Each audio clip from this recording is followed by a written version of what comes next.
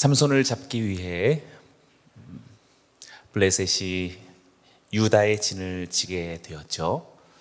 또 이로 인해서 놀란 유다 지파가 3,000명이나 동원해서 에담바위 동굴에 숨어 있는 삼손을 찾아가게 됩니다.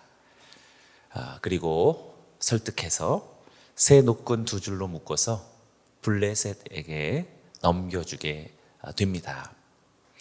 사실 이 장면만 보더라도 너무 안타까운 장면이라고 할 수 있습니다. 이스라엘 스스로 원수에게 자신의 지도자를 넘겨주고 있는 그런 장면입니다. 삼손이 연약했지만 유다 지파도 너무나 연약했다라고 말할 수 있습니다. 이것이 블레셋 지배 아래 있는 하나님 백성, 언약 백성 이스라엘의 현재 모습이라고 할 수 있습니다. 그렇게 삼손도 연약하고 유다 지파도 더더욱 연약하다면 사실상 그들의 문제가 아니라 우리 자신도 역시 예수 그리스도를 원수들에게 넘겨준 우리들의 진정한 실존을 생각해 보면 사실 그때의 이야기가 허무맹랑한 이야기가 사실은 아닙니다. 그럼에도 불구하고 하나님은 포기하지 않으십니다. 하나님은 스스로 신실하시고 그리고 스스로 하신 그 약속을 친히 성취하십니다. 오늘의 본문 이야기가 그렇게 우리들의 모든 연약함, 투성의 삶 속에서도 홀로 이기시고 홀로 신실하시며 약속을 이루시는 하나님의 모습을 발견할 수 있습니다. 14절을 제가 다시 읽습니다. 그갈 에히에 다다르자 블레셋 사람들이 그를 보고 환호했습니다. 그리고 하나님의 영이 삼손에게 강하게 내려와 그의 팔에 두른 노끈이 마치 불에 타버린 삼배처럼 됐습니다. 그를 묶은 노끈이 그 손에서 풀어졌습니다. 드디어 원수같이 여기던 삼손을 블레셋 사람들이 생포하게 되자 얼마나 기뻤겠습니까? 그를 보고 환호했다라고 말하고 있습니다. 그런데 이때 하나님의 영이 삼손에게 내려왔습니다. 14절에서는 하나님의 영이 삼손에게 내려올 뿐만 아니라 강하게 내려왔다라고 그렇게 묘사하고 있습니다. 하나님의 성령의 놀라운 임재가 역사하신 것이지요. 모든 연약함 투성임에도 하나님의 영이 어떻게 이렇게 연약하고 또 합당치 않은 삼손의 삶에 역사하실까라는 의문을 가질 수 있지만 그래서 은혜입니다. 그래서 하나님의 성실하심입니다. 특별히 여기 팔에 두른 노끈 그리고 그를 묶은 노끈이라는 두 번의 표현이 반복되고 있죠. 우리의 결박의 상태를 강조하고 있는 것 같습니다. 삼손이 이렇게 결박된 것처럼 우리들의 삶도 이러저러한 결박에 묶여 있습니다. 자초지종을 잘 생각해 보면 그 결박의 이유는 사실 우리 자신, 유다에 의해서 그렇게 되어진 것이지요. 그러나 거슬러 올라가면 또한 삼손 자신도 계속된 복수의 복수를 이어온 그런 연약한 그런 과정과 또 연약한 방법들을 통해서 또 스스로 얻게 되어진 이렇게 결박이라고도 말할 수 있습니다.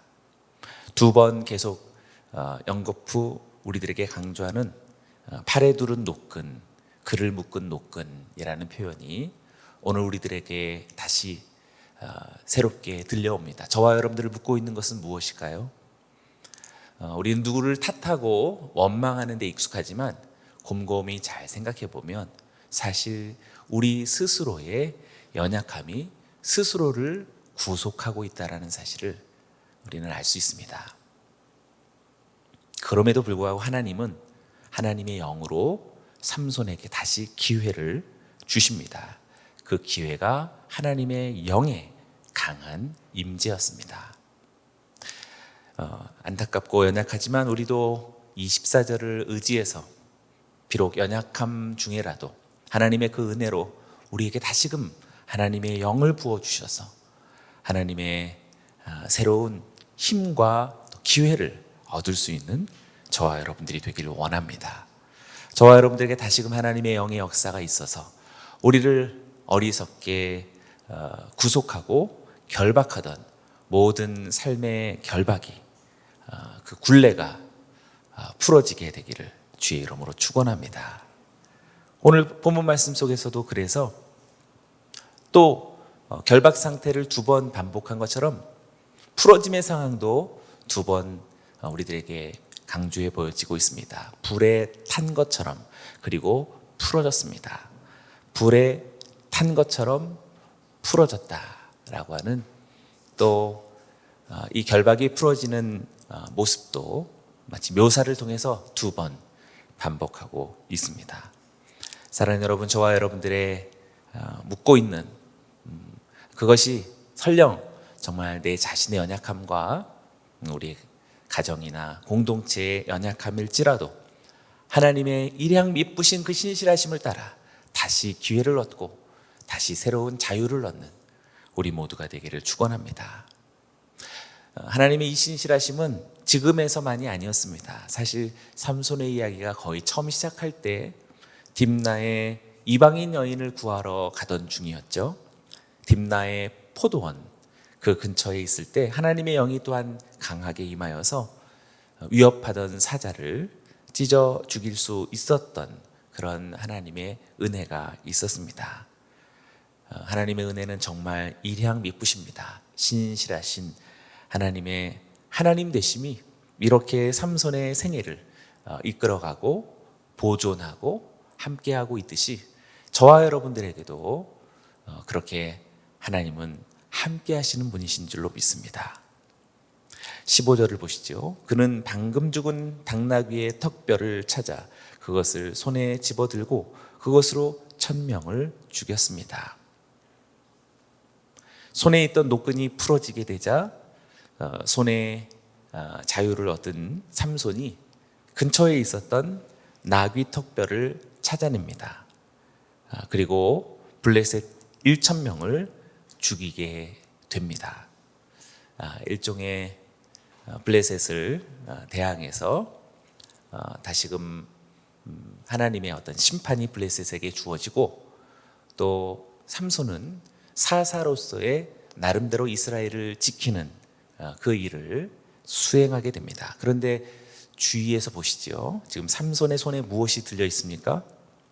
나귀 턱뼈, 그것도 방금 죽은 당나귀의 턱뼈라고 말하고 있고 개역 성경에는 나귀의 새 턱뼈라고 그렇게 지금 죽은 지 얼마 되지 않은 주검에서 턱뼈를 취했던 것입니다.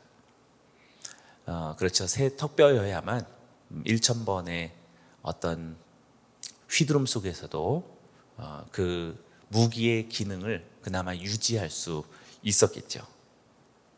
지금 삼손이 동물의 사체에서 빼어든 턱뼈를 마치 미친 듯이 1000번이 넘도록 휘둘렀을 것입니다. 상상해 보시길 바랍니다. 원수들을 처단하는 승리의 이야기지만 한편으로는 참 슬픈 이야기입니다. 삼손은 나실인으로서 주검에 손을 댈 수 없는 것이지요. 그러나 너무나 다급한 것인지 어쨌든 지금 방금 죽은 당나귀를 빠른 속도로 힘으로 해체해서 턱뼈를 취해 지금 여기 블레셋 사람들을 처단하고 있는 이 장면을 잘 생각해보고 묵상해보면 일종의 모순이죠. 아이러니입니다. 모순과 아이러니의 이 장면이 어쩌면 지금 승리를 이루고 있는 우리들의 교회와 우리들의 인생의 모습일 수도 있습니다. 삼손은 나실인으로서의 그 서원, 그는 포도원 주위를 사실 어슬렁거릴 수 있는 사람이 아니어야 했습니다. 그러나 딥나의 포도원을 서성거렸고 울부짖는 사자를 만났었듯이 지금 여기 블레셋 앞에서 동물의 사체를 서슴없이 만지고 또 그 사체의 일부를 가지고서 무기 삼고 있다라는 그것 자체부터가 모순과 아이러니입니다. 삼손은 자신의 서원과 그렇게 본성으로 갖고 있는 자신의 정체성이 비현실적인 것이다라고 생각하며 살아가고 있는 것 같습니다. 그래서 너무나 쉽게 포도원에도 들락거리고, 그리고 너무나 쉽게 동물의 사체도 손에 댈 수 있는 것이지요. 어쩌면 오늘날 이 현대 사회 속에서 크리스찬들도 크리스찬 되어짐이라고 하는 그런 진정한 정체성에 대해서 비현실적이다라고 스스로 생각하고 있는지 모르겠습니다. 우리가 일상 속에서 예배하고 또 주님께 기도하고 복음을 전하고 하나님 나라를 위해서 믿는 이들과 교제하고 남녀의 분명한 성서적인 기준과 결혼에 대한 성경적인 관점과 가정의 이해와 그 모든 정의에 있어서 점점 더 우리는 스스로 비현실적이다라고 여기고 있는 것 같습니다. 우리는 서슴없이 이렇게 딥나의 포도원도 현대사회에서 그렇게 출입할 수 있다라고 스스로 여기고 있고, 얼마든지 위급할 때 자신을 보호하기 위해서는 이렇게 죽음을 통해서라도, 시체를 통해서라도 이겨야 한다라는 그런 합리성을 스스로 강조하고 있는 시대를 살아가고 있습니다. 그러니 사랑하는 여러분, 오늘 지금 삼손의 이야기는 우화와 같은, 신화와 같은 이야기가 아니라 정말 신화와 같이 살고 있는 우리들의 진정한 실존을 비추어주는 하나님의 조명이요 성령의 감동이라고 생각합니다. 우리는 그런 식으로 살 수 없다라고 그렇게 생각하는 그것처럼 삼손이 행동하고 있는 것이지요. 또한 삼손이 행동하고 있는 그것처럼 우리는 크리스찬 되어짐과 주님의 사명과 그리스도의 복음을 조금씩 비현실적인 것으로 여기고 있는 우리들의 삶을 다시금 오늘 말씀을 통해서 전적으로 돌이켜야 할 것입니다. 저와 여러분들에게 하나님의 생명의 말씀이 강하게 다시 역사하여서 하나님을 하나님으로, 예수를 그리스도로, 그리고 우리 모두가 하나님의 언약 백성이며 예수 그리스도를 신실히 따르는 제자로 재정의하는 오늘 복된 이 아침이 되기를 축원합니다. 16절과 17절도 읽어봅니다.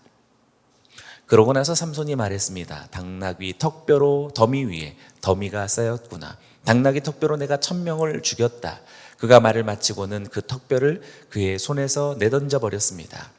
그리고 그는 그곳을 라맛 레히라고 불렀습니다. 삼손은 블레셋 1000명을 죽인 후에 당나귀 턱뼈로 더미 위에 더미가 쌓였구나. 당나귀 턱뼈로 내가 1000명을 죽였구나. 마치 어떤 노래를 부르듯이 승리를 자축하고 있음을 보게 됩니다. 대꾸를 이루듯이 반복되고 있죠. 당나귀 턱뼈로 더미 위에 더미가 쌓였구나. 당나귀의 턱뼈로 내가 1000명을 죽였구나. 마치 이제 은율이 있듯이 스스로 정말 승리를 자축하고 있어 보입니다. 어쩌면 우리가 이런 장면은 우리들이 위기 속에서 구원을 얻었을 때 마치 정말 안도의 한숨을 쉬면서 정말 다행이다, 그래서 기뻐하는 그런 장면 같아 보입니다. 그런데 그 기쁨, 또 그 만족, 그 안도감, 그리고 그 다행스러움의 그 어조가 무엇인지는 지금 이 말을 마치고 17절에 이 말을 마치고 지금 그 더미를 가리켜서, 시체 더미죠, 블레셋 1000명의 시체 더미를 바라보면서 라맛 레히라고 부르는 그 명명 속에서 이 승리, 이 안도감, 이 다행스러움에 대한 진정한 정의를 발견하게 됩니다. 라맛 레히는 턱뼈의 산이라는 뜻입니다. 턱뼈의 언덕이라는 뜻이죠. 그러니 지금 블레셋 턱뼈가 지금 막 1000개가 있는 게 아니라 그 턱뼈로 인해서 죽은 블레셋의 시체가 일천덤이나 이렇게 막 군데군데 산을 이루듯이 세워졌으니 그래서 턱뼈의 산, 그것이 이 턱뼈로 이겼다라고 하는 그런 나름대로의 어떤 승리호이죠. 승리의 구호입니다. 이것 자체도 사실상 모순입니다. 사실상 이 턱뼈가 어떤 것인지에 대해서 사실상 삼손이 좀 자각하거나 또 마음속에 무엇인가 양심에 그런 작용이 있다면 그렇게 할 수가 없을 텐데 무심코 마치 17절에서 그 턱뼈를 그의 손에서 내던져 버렸다라고 말하고 있죠. 그냥 무심히 툭 던져버린 이런 모습을 통해 승리가 있고 구원은 있지만 그러나 그 승리와 구원이 정말 전적으로 하나님으로부터의, 그리고 하나님으로 말미암는, 그리고 하나님을 향한 그런 승리와 구원이 아닌 사실상 개인의 안도감, 그리고 개인적인 위기로부터의 탈출, 그 정도 수준에 머물러 있어 보입니다. 사실상 삼손이 참 안타깝다라는 생각도 들지만 잘 보면서 어느덧 우리들의 신앙생활을 일부 반영하는 게 아닌가 싶습니다. 위기가 있을 때 우리가 어떻게 해서든지 그 위기를 벗어나고자 안간힘을 쓰지요. 정말 다행히 정말 위기를 벗어나고 안도의 한숨을 쉬게 돼서 일종의 주님에 대한 어떤 감사를 말하긴 하지만 그러나 본질은 정말 하나님께 감사인지 그냥 다행스러움의 자축인지 그것은 어떻게 보면 지금 이야기를 통해서 스스로가 스스로에게 비추어 보아야 할 것입니다.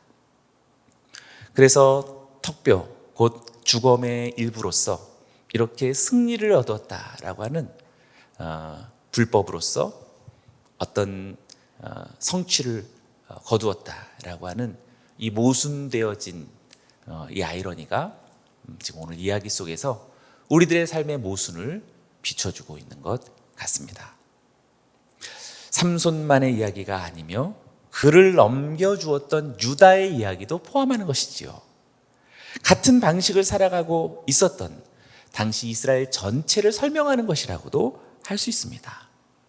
그리고 여기 들려오는 2021년에 9월에 일곱째 날을 살아가는 우리들에게도 사실상 이러저러하게 삶이라고 하는 그 이야기 속에 숨겨져 있는 지금 본질을 우리들에게 말해주고 있는 것 같습니다. 우리는 정작 하나님께 헌신해야 할 사람들이고, 그리고 가나안의 사악한 그런 방식은 철저히 멸하고 거부하고 상관없이 살아야 할 우리이지만, 그러나 그러한 삶의 방식이 너무나 자연스럽게 소통되고 있는 우리를 조명하는 것 같습니다. 사랑하는 우리 동역자들이여, 예수 그리스도를 따르는 신실한 주님의 제자들이여, 그리고 부름받고 대초부터 성별된 언약 백성들인 성도들이여, 오늘 하나님의 말씀을 따라 다시 주께로 전적으로 돌아서는 우리 모두가 되기를 축원합니다.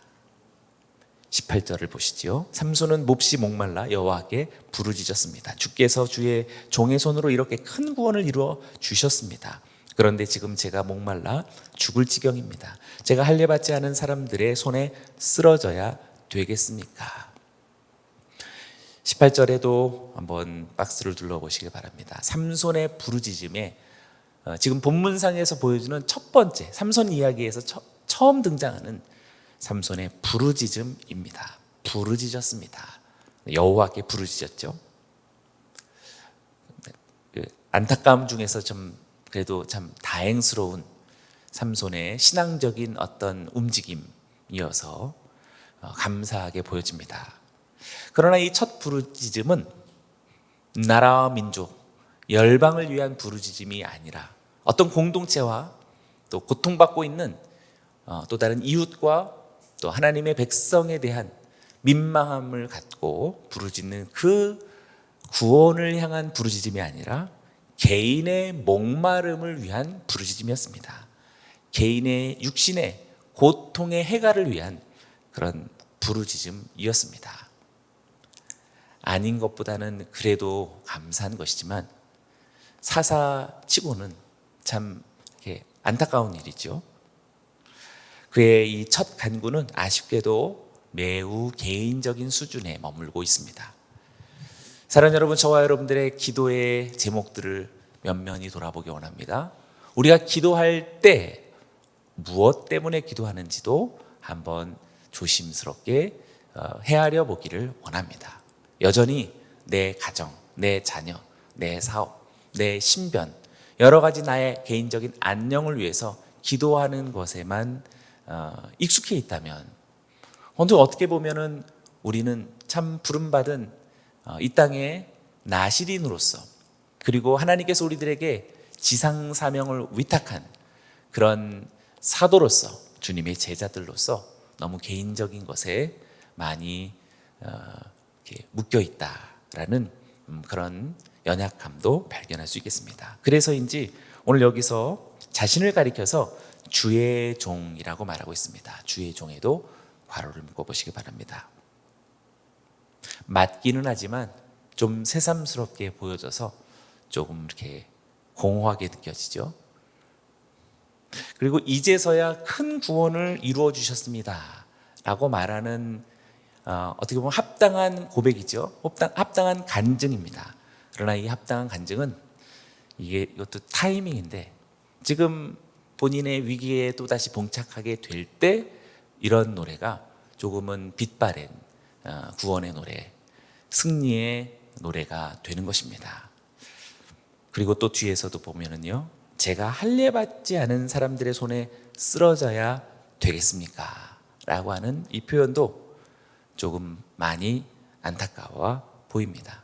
그러니 지금 막 18절 전체가 무엇인가 이렇게 좀 어울리지 않는 그런 뭔가 이렇게 부자연스러움이 느껴지죠.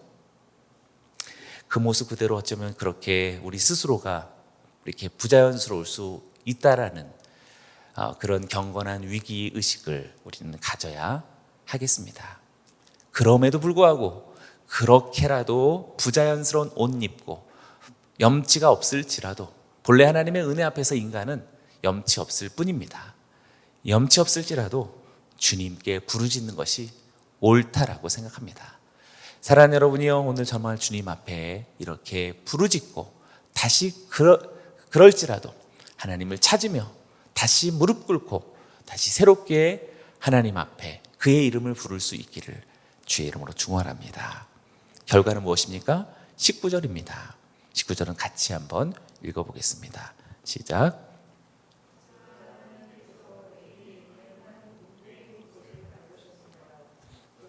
그곳에서 물이 솟아나왔습니다. 그는 물을 마시고 나서 제정신을 차리고 기운도 회복했습니다. 그리하여 삼손은 그곳의 이름을 에낙고레라고 불렀습니다. 그곳은 오늘날까지 레히에 있습니다. 삼손은 하나님의 성령의 도우심으로 블레셋 1,000명을 죽이고 하나님을 언급하지 않았다가 오히려 턱뼈의 산이라고 하는 자기 공을 기리는 이름을 남겨 자기 승리에 도취된 그런 모습을 보여주었습니다.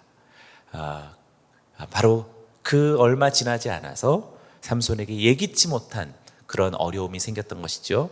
아마도 갑작스럽게 탈수 증상이 일어났던 것 같습니다.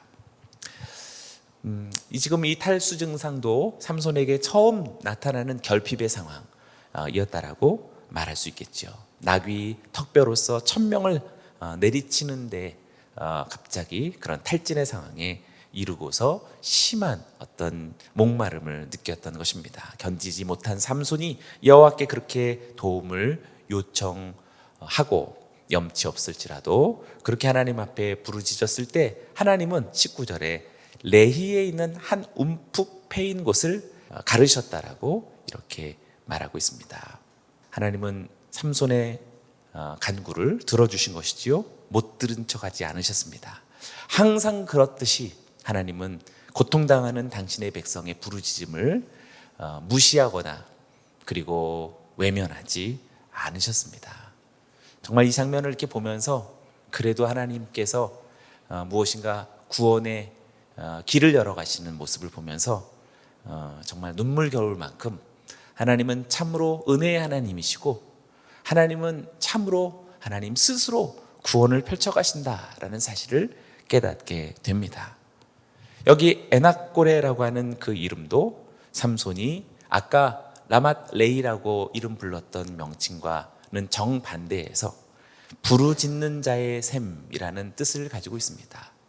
부르짖는 자의 샘, 아까는 턱뼈의 언덕, 턱뼈의 산으로서 라맛 레히였다면 지금 여기 부르짖는 자의 샘이라는 에낙고레라고 하는 이름이 공교롭게도 19절 하반절에 보면 오늘날까지 레히에 있었습니다. 그러니 아까 라맛 레히가 있었던 턱뼈의 산에 있었던 또 다른 곳에 지금 에낙고레가 함께 공존하고 있었다라는 뜻이 되겠죠. 이 두 가지 삼손이 스스로 지은 이 명칭은 서로가 정반대를 향하고 있는 것입니다. 하나는 라맛 레히, 턱뼈의 산이라는 승리를 자축하는 자기 자신의 도취되어진 그런 연약하고 어리석은 모습이라면, 그럼에도 불구하고 부르짖는 자에게 은혜를 얻어 샘이 터쳐진 곳이라는 에낙고레의 이름이 한 곳에서 공존하고 있는 것입니다. 잘 생각해 보면 우리도 참 이런 레히를 살아가고 있는 것 같습니다. 우리가 참 이러한 생애를 살아가고 있습니다.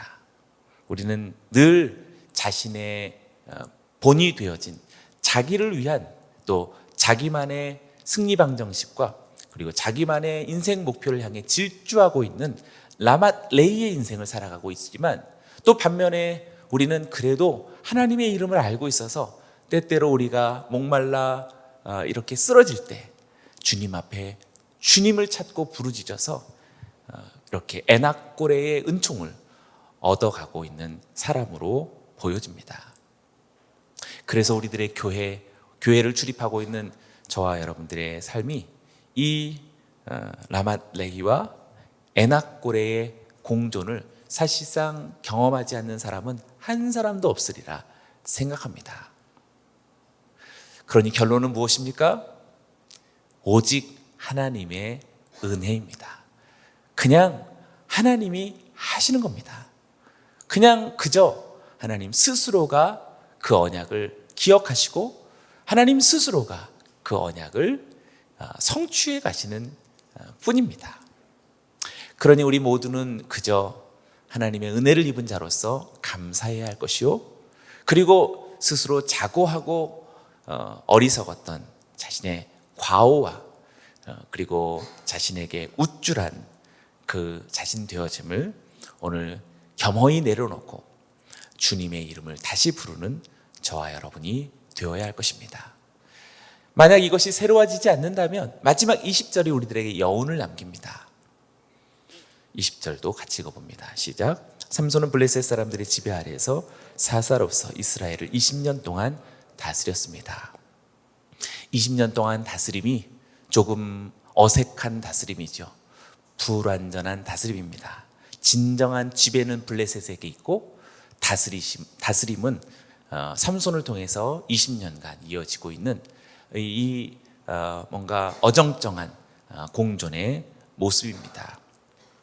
우리 모두가 이렇게 에낙고레와 라맛 레이를 함께 같이 공유하듯이 블레셋과 하나님의 다스리심이 이렇게 공존할 수밖에 없는 것은 어쩌면 우리 스스로가 그렇게 계속 무엇인가를 두세 개를 공유하고 있는 그런 고집 때문일 수도 있습니다. 사랑하는 여러분, 오늘 다시 한번 주님께로 나아가고 주님에게로 다시 전적으로 의탁되어진 새로운 삶이 우리 모두에게 펼쳐지기를 주의 이름으로 축원합니다.